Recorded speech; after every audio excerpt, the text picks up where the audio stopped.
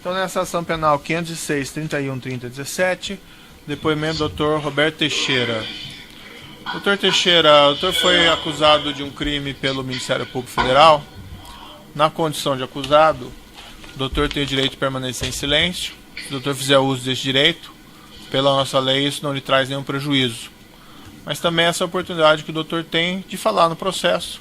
Tudo que o doutor falar vai ser considerado para o julgamento. O doutor prefere falar ou ficar em silêncio? Com certeza falar. Doutor Teixeira, o doutor pode me esclarecer, então, me relatar o seu envolvimento na alienação, venda desse imóvel na rua Haberbeck Brandão? Perfeitamente. Em janeiro de 2010, eu recebi de uma corretora, amiga nossa, Edna Castro, deve ser, a informação a respeito de um imóvel que estaria à venda dentro do município de São Paulo. Esse imóvel tinha uma série de problemas jurídicos relacionados ao direito da propriedade, em relação a autorizações da prefeitura para a utilização, enfim, tinha uma série de entraves jurídicos. Ela me passou essa informação, eu apenas registrei naquele momento. Em fevereiro daquele mesmo ano, ela me mandou um novo e-mail onde ela esclarecia e detalhava melhor essas questões da titularidade do imóvel e das restrições que havia por conta da prefeitura e dos débitos que havia sobre o imóvel, das execuções e das disputas em relação à sociedade titular do imóvel. Certo. Também registrei por ali, não havia feito absolutamente nada. Em março daquele ano, eu recebi no meu escritório o senhor José Carlos Bunlai, que nos demandava um serviço jurídico, ou seja, ele tinha interesse numa aquisição de uma unidade produtiva independente dentro de uma ação de recuperação judicial da cidade de Jundiaí. Nós procedemos esse trabalho para ele, fizemos um memorando e ele deu sequência aos interesses dele dentro desse caso. Nesse ínterim, neste momento, nesta reunião, ou nestas reuniões decorrentes deste trabalho, foi comentado que ele comentou que ele estaria em busca de um imóvel para poder sediar um empreendimento que ele estava buscando, qual seja a de representação de uma montadora da China, me parece o nome Sherry. Ele se interessou por isso. Há um só tempo, inclusive, ele havia comentado que ele também estaria conversando ou buscando alguma coisa em relação ao Instituto Lula, o futuro Instituto Lula. Mas, na verdade, naquele momento, ele se interessou pelo negócio imobiliário para a instalação dessa Sherry. Por conta disto, eu, acompanhado dessa corretora, estivemos no local examinando as restrições que a prefeitura tinha, não atrapalharia a destinação que ele buscava, e ele deu então uma autorização para que nós prosseguíssemos com o assunto. Certo. Na sequência, por conta disso, nós fizemos uma opção de compra. Para quê? Para garantir que os trabalhos que fossem feitos beneficiariam a ele somente e não a eventual outro cliente da vendedora ou dos vendedores.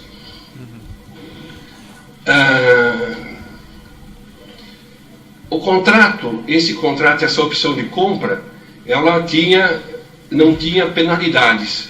Por quê? Porque os outorgantes, promitentes vendedores, naquele momento, eles não tinham condições de barganha, porque era um imóvel com todos esses entraves jurídicos, comerciais, estava à venda há mais de 20 anos e não havia em nenhum momento produzido qualquer tipo de resultado no sentido de obterem a venda. Certo. Eu vou lhe interromper um minutinho para uma questão aqui. No processo consta no evento 1, anexo 234, um contrato de opção de compra entre a ASA, Agência Sul-Americana, e do outro lado o senhor José Carlos Bunlai. relativamente a esse imóvel na rua Haberbreck Brandão. É a esse contrato que o doutor se refere? Exatamente, a esse que eu me refiro. Na sequência, o Brunlai desistiu desse negócio. E ao seu tempo que ele desistiu, ele indicou como um possível comprador o primo dele, o Glaucus da Costa Marques. Por quê? Porque à época, naquele mesmo período, o Glaucus da Costa Marques, ele já residia em São Paulo há algum tempo. Ele, segundo foi dito e era conhecido, ele era um investidor na cidade de Campo Grande, onde ele morava. Ele tinha, no caso, a sua residência principal. Ele era um investidor, um pecuarista, um fazendeiro, uma pessoa de grandes posses. E estava em São Paulo naquela época. Dentre as atividades que ele buscava, era investimento imobiliário. Por conta disso, a negociação prosseguiu com o Glaucus. Por conta, inclusive, em decorrência disso, nós fizemos uma série de documentação a respeito dessa documentação favorecendo o Glaucus. Nós fizemos lá, na época, entre outros documentos,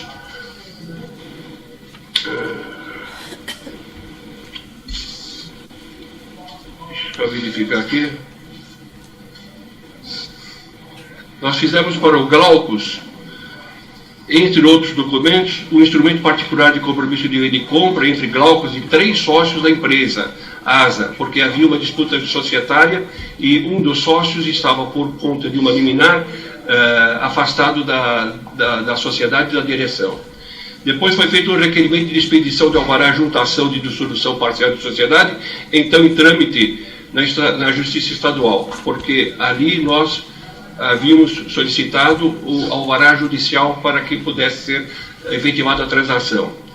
O instrumento particular de transação, depois esse sócio que estava afastado por força liminar, interessou-se em participar da negociação.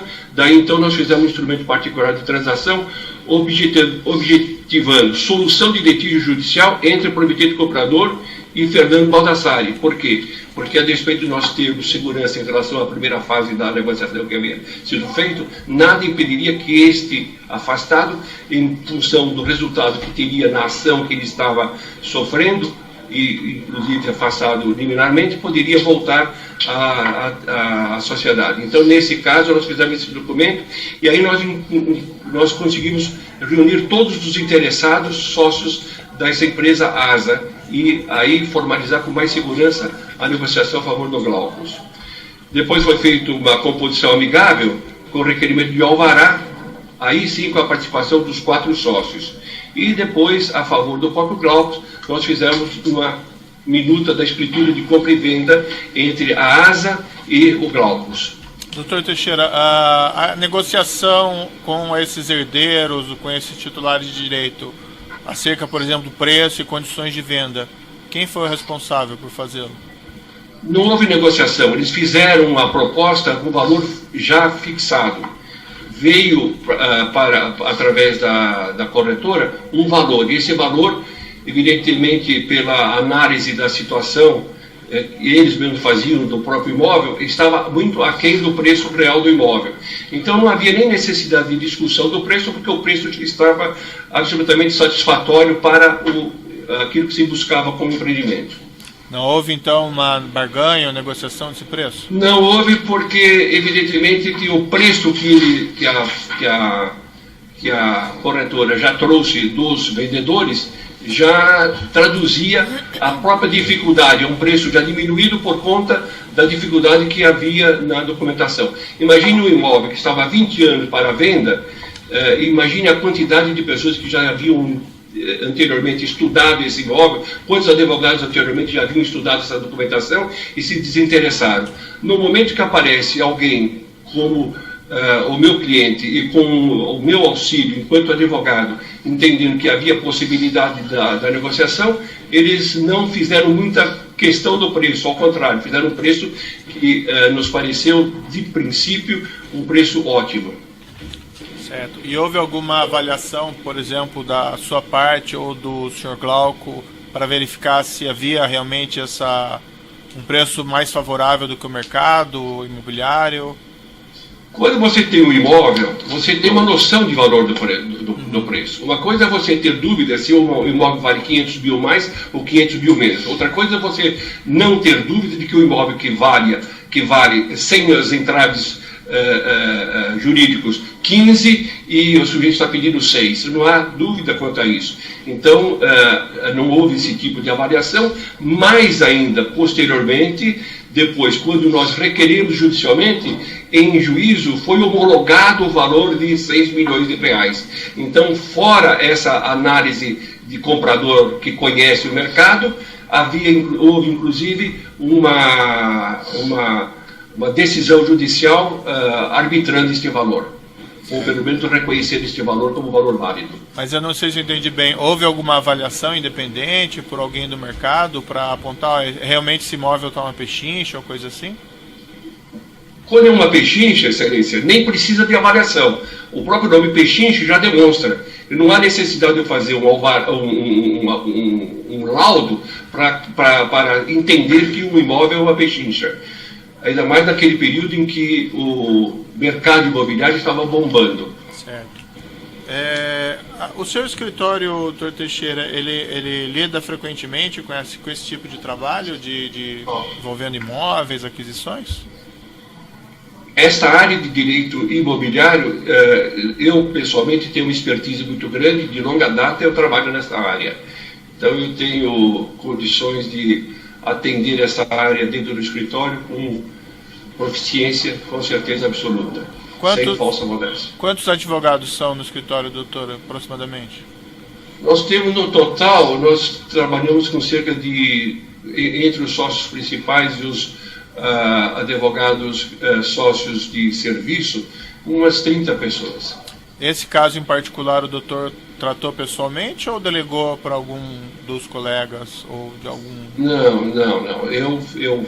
Eu atuo diretamente na parte fundamental, da parte do direito principal, e é evidente que eu também me valho de um outro colega quando tenho que executar uma outra tarefa. E não necessariamente eu tenho que executar todas as tarefas.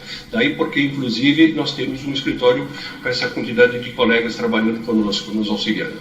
Certo. Mas, fundamentalmente, quer dizer, toda a essência, toda a negociação jurídica, toda a solução foi por mim pessoalmente dirigida. Certo. E o doutor relatava então que fez esses contratos e pode prosseguir no relato do que aconteceu? Perfeito. O Glaucus, ele havia, evidentemente, como investidor que ele era, o interesse dele qual é? Busca de lucro, né? Para se ter uma ideia, naquele mesmo período, só para se ter uma ideia de como ele tinha interesse em negócios imobiliários, eu o assessorei em 5 negócios, quase que concomitantemente. Eu assessorei no imóvel de São Bernardo do Campo, esse próprio imóvel da Haberbeck, um imóvel em Monte Alegre do Sul, que era um imóvel com algum tamanho, com alguma proporção, eram 11 hectares, 110 mil metros quadrados, um imóvel na cidade de Bom Jesus dos Perdões, que ele buscava comprar mais ou menos na mesma época, e também era de grande porte, eram 88 hectares, e o valor que ele se comprometia a pagar seria de 4 milhões e meio. Esse imóvel, inclusive, foi desaconselhado por trabalho nosso. Não prosseguiu porque nós conseguimos identificar um óbice que seria intransponível. E também um outro imóvel em Parelheiros, Tapecerica da Serra, que era uma greba 236, do espólio de Maria Dirce Cerveira. Essa área, para se ter uma ideia da proporção, era no valor de 613.799 metros quadrados. Então, era um cliente, à época, que tinha capacidade econômica e financeira. E tinha interesse não só lucrar nesse, como em outros negócios. Daí porque eu assessorava todos esses outros negócios. E ocorreu que, na época, eu fui procurado pelo senhor Paulo Melo e senhor Louveira, eu creio que só Paulo Melo no primeiro momento, que trabalhava, era diretor da OR, e ele disse, do interesse que eles tinham neste imóvel para o interesse imobiliário, quer dizer, no negócio imobiliário, e também alertou que isso poderia servir eventualmente para abrigar a sede do futuro Instituto Lula que se comentava naquele momento. A ideia que me foi passada era de que isso seria através de um pool de empresas que se formariam para aquisição e instalação. Eu o recepcionei daquela forma,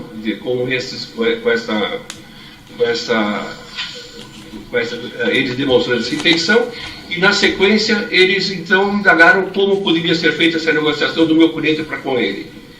Eu disse que voltaria a dar a informação, chamei o meu cliente, o Glaucus, no escritório, e o Glaucus, ele estabeleceu que ele queria um lucro de não menos e nunca menos que R$1 milhão. O que tinha o Glaucus como possibilidades? Ele tinha duas possibilidades daquele negócio dentro da lógica do investidor. Ele poderia, no primeiro momento, ele rapidamente fazer a venda, obtendo lucro, e eventualmente até não tendo necessidade de dispor de dinheiro, ou, numa segunda hipótese, ele disporia do dinheiro, ele lavraria a escritura, integraria o seu patrimônio e depois ele iria vender isso por um valor muito maior. Ocorreu a primeira hipótese, ou seja, aquela de, logo de imediato, haver um interesse. Ele arbitrou esse valor de R$1 milhão, a parte contrária também aceitou este valor de pronto, porque também, com certeza, são pessoas que trabalhavam no mercado imobiliário e tinham certeza de que o imóvel, aquele preço, e ainda mais livre daqueles entraves jurídicos e tributários e de ações e de execuções, ele valeria muito mais. E desta forma que aceito, nós começamos então a trabalhar já em nome dessa outra empresa que foi apresentada para aquisição. Certo. E o senhor recebeu honorários também relativamente a essa transação? Sim. Ocorre que naquele R$1 milhão de reais, quer dizer, ficou estabelecido um percentual que corresponderia ao honorários de advocacia, que normalmente, até inclusive por permissão legal, é 20%. Então estabelecemos 20% sobre o valor do lucro dele, seriam R$200 mil. Eu tenho um contrato aqui nos autos, entre a ASA e o Glauco Costa Marques, que é de 28 de julho de 2010. E depois eu tenho esses contratos do Glauco com a DAG em setembro de 2010. Foi esse período que transcorreu esses fatos? Foi tudo nesse período. Veja bem, o compromisso de venda e compra da ASA a favor do Glaucus tem uma cláusula, como é comum, é muito normal em compromisso de venda e compra, onde você diz que você, depois de cumprir o contrato, outorgará a escritura a favor dele, promitente comprador, ou de quem ele vier a indicar. Por conta a favor de quem ele vier a indicar, é que nós fizemos um documento em que Glaucus indicava a essa empresa DAG para receber a escritura e prosseguir na negociação. E nesse documento de cessão tem dois blocos de obrigações financeiras. Num primeiro bloco seriam aquelas obrigações que originalmente o Glaucus teria para com os proprietários vendedores, e num segundo bloco, quase que um ad exitum, tendo sido tudo resolvido, esta empresa DAG pagaria a favor do meu cliente esse R$1 milhão, no caso, ele já indicando que 800 deveria ser para ele e 200 deveria ser a mim enquanto advogado. Ou seja, eu recebi os honorários por conta e ordem do Glaucus, pagos pela compradora final. Por que só tem previsão dos seus honorários no contrato entre o Glauco e a DAG e não no primeiro contrato entre a ASA e o Glauco? Porque, primeiro, não há nem necessidade de você escrever isso. É natural você ter essa contratação no valor de 20%. Eu não necessito escrever, além de que a relação que você tem para com o cliente é de absoluta confiança. Você não vai ficar desconfiando do seu cliente e buscando toda uma sorte de documentos para poder se proteger contra o cliente. Isso não seria nem ético de nossa parte, embora pudéssemos fazê-lo. No caso, havia uma relação de confiança, havia certeza absoluta que ele não faltaria com a obrigação de cumprir com os honorários, e também não sabíamos exatamente no princípio de que forma que seria, quando ele fosse vender, porque o valor que nós iríamos cobrar, seria sobre o lucro. Então, na primeira hipótese, como aconteceu, seria um lucro menor, e numa segunda hipótese, se ele tivesse seguido todos os trâmites daquilo que havia sido pensado, ele teria tido um lucro muito maior, e aí o percentual seria maior. Quando foi seria feito... maior, não, o resultado. Quando foi feito esse contrato em julho, já tinha um vendedor para o Sr. Glauco? Vendedor? O vendedor para o Glauco tinha, que eram os prometentes e vendedores. Desculpa, o comprador do imóvel? Não tinha. Não tinha, é óbvio que não tinha. O senhor vai verificar pela cronologia dos fatos, isso ocorreu bem depois. Qual que era a previsão? Porque, inclusive, o nosso cliente, o Glaucus, ele estava preparado para poder honrar com o compromisso de venda e compra original daquele que ele havia assinado. Nesse contrato que está em julho, eu não localizo aqui com facilidade a previsão dos pagamentos a serem efetuados pelo comprador, pelo Sr. Glauco, os prazos. O doutor pode esclarecer? Está no documento, eu não sei, eu não tenho o documento aqui, mas com certeza todas as obrigações que o Glaucus assumiu em relação aos prometentes e vendedores era no sentido de quitar todas as obrigações que poderiam incidir ou criar entraves na titulação do imóvel. O doutor se recorda qual que era o... Perdão. Ele tinha obrigação de pagar todos os impostos daquela altura, eu me lembro, eles estavam atrasados cerca de 15 anos, então ele teria que cumprir essa obrigação, teria que cumprir também com algumas execuções que havia sobre a empresa ASA, lembrando que a empresa ASA ela havia sido dona de um supermercado, uma espécie de supermercado lá naquela área, quando houve a intervenção da prefeitura e a cassação do alvará. Então alguns lojistas haviam movido ações contra a ASA, então ele tinha esse tipo de ações e ele também se obrigava a quitar todas. Enfim, ele quitaria todas essas outras obrigações e depositaria nos autos da ação de dissolução de sociedade os valores que eram devidos aos sócios da ASA, segundo o percentual que cada um tinha na composição do capital social da empresa. Certo. O doutor se recorda qual que era o prazo que ele tinha para esse pagamento no primeiro contrato? Não sei se tinha prazo, porque, como eu disse desde o princípio, os vendedores eles não tinham muita margem de negociação, porque eles não tinham condições de impor numa mesa de negociação algumas vantagens que eles poderiam eventualmente ter se fosse um imóvel que estivesse livre para o comércio. Sei que tinha, por exemplo, uma dificuldade, um prazo relativamente curto, que era a necessidade de quitar o IPTU junto à prefeitura, porque naquela altura havia um chamado PPI, um plano de parcelamento incentivado, de pagamento incentivado por parte da prefeitura, e tinha um prazo para terminar. É uma espécie de refis do poder público. Então nós tínhamos um prazo curto por conta disso, porque isso significaria um ganho em relação ao valor do negócio. Certo.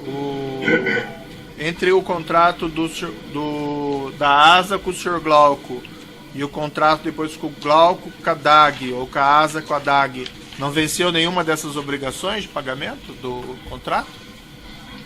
Não, porque ainda ele teria que aguardar o momento em que isso seria feito. Ele estava preparado para fazer esses pagamentos quando sobreveio o interesse da DAG.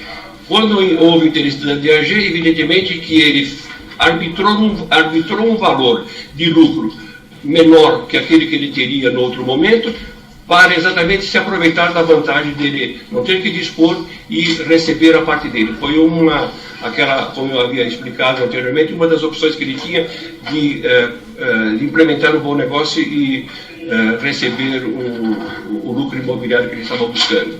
O doutor relatou da OR que havia esse interesse, mas eu não sei, entendi muito bem como apareceu a DAG nessa história. A DAG, a DAG, como eu chamo, ela apareceu exatamente trazida pela OR, pelo Paulo Belo. Quando o Paulo Belo conversou comigo, eu não me preocupei em saber se era OR ou se era DAG, isso para mim não causou nenhum tipo de dificuldade e também não significava nenhum alerta maior do ponto de vista das minhas responsabilidades enquanto advogado. Quando nos foi trazida essa informação, foi trazido de que haveria, no caso para o futuro Instituto Lula, a formação de um pool de empresas. Eu imaginei que DAG, essa OR, todos fizessem parte desse pool, se nenhuma das 9, 10, 15 ou 20 empresas que comporiam isso tudo. De minha parte, enquanto advogado, eu não tinha que ter essa preocupação maior. A minha única preocupação, aquilo que significava cautela enquanto advogado, foi a de exigir que os cheques fossem administrativos. Por quê? Porque cheque administrativo de emissão da própria empresa significa rastreável. E aí, quem outorga, quem emite esse cheque sabe dessa responsabilidade. De minha parte, quando eu fiz isso enquanto advogado, que a minha atuação foi, eu repito, única e exclusivamente exercício puro de advocacia. Nesse instante, eu não tive mais preocupação em relação de quem seria DAG ou OR. Para mim era a mesmíssima coisa. É muito comum, inclusive. O senhor chegou a tratar diretamente com o senhor Demerval sobre esse imóvel, sobre essa negociação? Eu não me lembro se cheguei a conversar com ele pessoalmente ou não. Eu só verifico o seguinte: na hora que eu lavo os instrumentos do escritório, a primeira coisa que eu faço, eu verifico isso, eu me cerco bem, é de ver se a representação dessa pessoa está correta. Se a representação de quem assina o documento está correta, quanto basta para mim. E de outro lado também devo afirmar que eu tenho uma dificuldade enorme como é que se diz? Memorizado. Fisionômica. Para mim, se alguém me apresentar alguém 3 vezes no dia, eu falo prazer em conhecê-lo. O preço dessa venda para a DAG, há uma afirmação aqui de que teria havido um pagamento por fora, houve alguma coisa em espécie? Isso é um absurdo, isso é um verdadeiro absurdo. Vamos lá, quando eu fiz o documento, esse documento tinha força executiva. Quando você faz o documento e a pessoa se obriga, no caso os vendedores se obrigaram, eu obviamente tomei a cautela para que eles não pudessem descumprir o compromisso. E há um negócio em direito, há um instrumento em direito civil que chama de direito de sequela. Então, qualquer pessoa poderia, depositando aqueles valores todos, obter o imóvel. Então, não tem que se falar por fora, porque o documento que havia sido feito, ele era suficientemente hábil para poder, com direito de sequela, buscar o imóvel, alcançar o imóvel, ou regularizar a titulação do imóvel. Então, enfim, não houve nenhuma negociação paralela ou pagamento por fora que seja do seu comigo, absolutamente nada. E esses honorários que foram pagos para essa corretora, também é uma afirmação aqui de que parte teria sido pago em espécie? O senhor pode esclarecer? Esse valor é um valor por dentro, obviamente, porque inclusive foi objeto de um e-mail meu para a empresa pedindo para substituir um cheque por valor, porque foi assim que me foi solicitado. Mas é evidente que isso aí não é por fora, isso é por dentro. Se não fosse por dentro, eu não teria colocado dentro no e-mail. Perfeito, só um minutinho. Então. Até porque, inclusive, em espécie é dinheiro que tem curso normal, isso não é proibido. Quer dizer, seria até crime você negar curso à moeda brasileira. Perfeito, eu vou interromper pelo tamanho do áudio aqui e já retomamos. Pois